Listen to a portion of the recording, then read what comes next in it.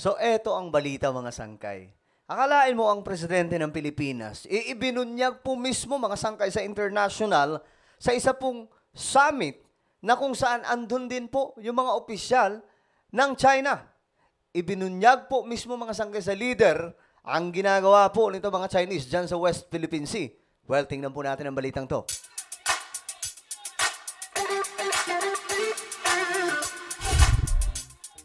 So, ayun nga mga sangkay, wala pong takot na ibinalandra ng presidente ng ating bansa, si PBBM, itong ginagawa ng China mga sangkay. Tapos, ang matindi dito, doon pa po ito mga sangkay sa napakaraming mga leader din na iba't ibang mga bansa. Tingnan po natin mga sangkay ang balitang ito. Pero bago tayo magsimula, pakisubscribe po muna yung ating YouTube channel dahil dito mga sangkay, 1.3 million subscribers na po tayo. Ang dami na po natin mga sangkay, no? Kung magbibigay itong 1.3 million ng tigpipiso, mayaman tayo ngayon. De, joke lang mga sangkay. Pero maraming salamat. 1.3 million subscribers na po tayo. Alam nyo, kung wala kayo, malamang mga sangkay, walang sangkay dyan ngayon. Dahil malamang hindi po ako vlogger ngayon. Diba? So, salamat po sa inyong lahat. Sa mga hindi pa po nakakapag-subscribe, click the subscribe down below. Click the bell and click all. Sa mga nanonood sa Facebook, i-follow nyo po yung ating Facebook page. Okay, mga sangkay, eto, pag-usapan po natin. Matindi po itong topic kasi ang presidente ng Pilipinas, saan na ba yun? Ayun, itong presidente ng Pilipinas, idinitali daw po ang ginagawa ng China dyan sa ating teritoryo. Well, tingnan po natin. Sa harap ni Chinese Premier Li Chang, inilakad ni Pangulong Marcos sa ASEAN Summit ang anyay patuloy na pangakaras at pananakot ng China sa West Philippine Sea. Ayan na. Sa ulat naman ng Japanese media, sinabi umano ng Pangulo sa mga kapwa ASEAN leader na huwag magbulag-bulagan sa mga anyay iligal at mapanganib na aksyon ng China. Actually, ngayon mga sangkay, ang China may bagong kalaban. So siguro i-discuss natin sa mga next vlog natin. May bago silang kalaban. Malaysia na naman. Sa South China Sea, mula sa Lao, People's Democratic Republic. Nakatutok live si Ivan Mayrina. Ivan.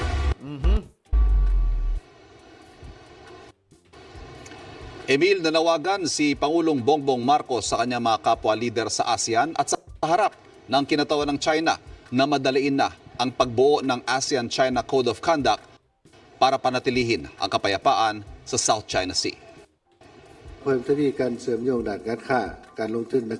Sa harap ni Chinese Premier Li Chang na siyang kinatawan ng China sa ASEAN Summit sa Lao PDR, idinitalya ni Pangulong Bongbong Marcos sa kanyang talumpati ang mga insidente ng mga agresibong pagkilos ng China laban sa Pilipinas.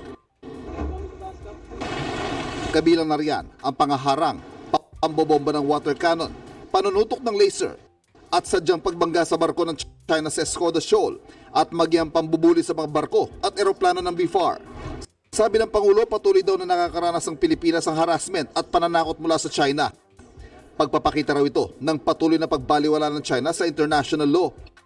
Nakakalungkot daw na ang pangkalahatang sitwasyon sa South China Sea ay nananatiling tensyonado at hindi nagbabago. Kaya nga raw kailangan maging bukas ang lahat ng partido para seryosong ayusin ang mga hindi pagkakasundo at mabawasan ang tensyon. Kaya raw kailangan madaliin na ang mga negosasyon para sa ASEAN-China Code of Conduct. 1992 nang simulang isulong ang pagbuo ng isang Code of Conduct sa South China Sea, pero hanggang ngayon, yan pa rin ang pinag-uusapan. Pero magyang mga batayang elemento ng kasunduan tulad ng kung ano magiging saklaw nito at kung ito ba ay magiging legally binding ay hindi umuusad. Simpleng kahulugan pa nga lang daw ng self-restraint o pagtitimpi, hindi mapagkasunduan.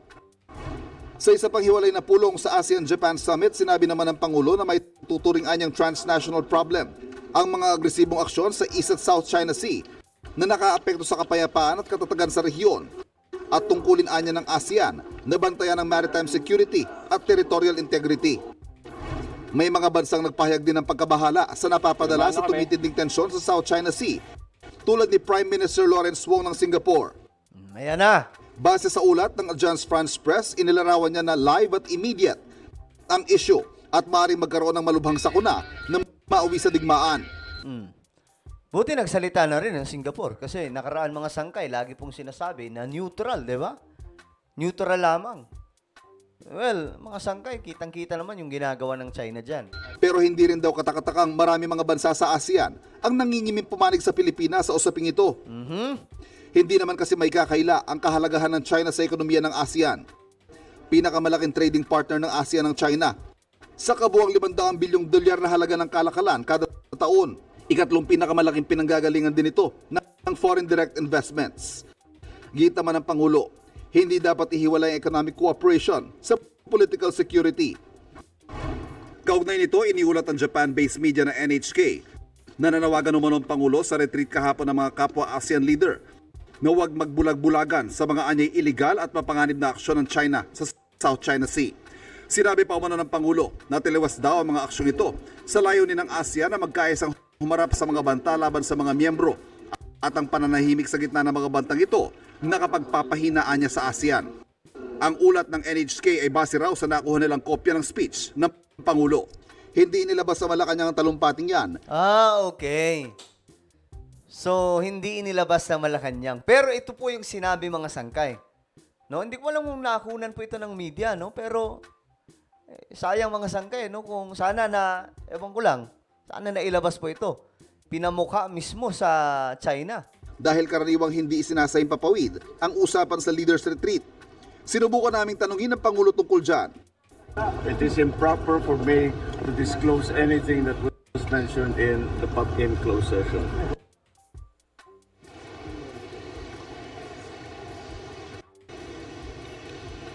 Emil, kanina lamang ay nagkaroon ng bilateral meeting si Pangulong Bongbong Marcos at si Canadian Prime Minister Justin Trudeau.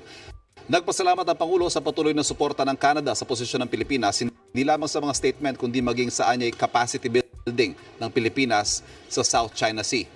Okay, so ayun mga sangkay, hindi po detalyado, baga hindi po nakita ng media ng ating bansa mga sangkay. Ewan ko kung nakunan po yun ng video, pero pinamukha daw po talaga mga sangkay yung ginagawa ng China dyan sa ating teritoryo. At andun po yung mga leaders, mga sangkay. At syempre, andun po yung Singapore. At mismo yung Singapore, nabahala din po, mga sangkay, sa ginagawa ng China. Nagugulat nga lang din po ako kasi ang Singapore, lagi po yung gumigit na eh. Kasi pagdating sa negosyo, alam nyo naman yan mga sangkay, nag-iingat po yung Singapore na madamay sa kung anumang mga sigalot ng iba't ibang mga bansa. Ngayon, mga sangkay, nagsalita na po sila na delikado na nga itong ginagawa ng China dyan at posible po itong magdulot ng digmaan kung hindi po sila aayos. Kasi hindi naman po pwede mga sangkay na ang Pilipinas sasaludo sa China sa kabila po ng kanilang pinaggagawa dyan, di ba? Hindi pwedeng ganun. So ngayon mga sangkay, bagamat hindi po nakuna ng media natin, pero nandun daw po yung kopya ng speech ni PBBM na talagang nilampaso daw po talaga ang isang Chinese premier, isang leader po ng China doon po sa ASEAN Summit. Ayan, mga sangkay. Buti nga. Kasi, wala ayaw po talagang tumigil itong China. Padami nga po sila ng padami. Kaya ang kailangan gawin ngayon ng Pilipinas, bantayan po yung ating teritoryo. No, bantayan po kasi kung hindi natin babantayan yung ibang lugar pa, baka magulat na lang tayo, mapasok na rin po ng China. Paabante po sila ng paabante. Ngayon nga, mayroon na naman po silang problema. Malaysia na naman po yung kanilang kalaban ngayon, mga sangkay. So, dumadami po talaga yung kalaban nitong China. Ang iba namang mga bansa, natatakot. Kasi pagdating sa negosyo, syempre, China po ang nangingibabaw dyan. Mga sangkay, makita nyo po yung paglago ng kanilang bansa ngayon. Matindi. Kaya nga gusto nila maging superior Hindi lamang sa Asia, kundi buong mundo. Gusto nila masapawan yung bansang Amerika. Well, ano ba ang inyong opinion mga sangkay? Sa tingin nyo ba, okay yung ginawa ni PBBM na ipamukha sa isang leader ng China sa harap ng international leaders itong ginagawang pambubuli ng China dyan sa ating teritoryo? I-comment nyo po sa ibaba ang inyong mga opinion. Meron pa akong isang YouTube channel mga sangkay. Ito po ay Sangkay Revelation. Ayan. Nag-upload po ako dito ng mga gandang topic mga sangkay, magagandang content. So hanapin nyo po ito sa YouTube. Kapag nakita nyo na, i-click nyo po yung subscribe, i-click ang bell, at i-click nyo po yung all. Alright? So, ayun mga sangkay, ako na po yung magpapaalam. Mag-iingat pong lahat. God bless everyone.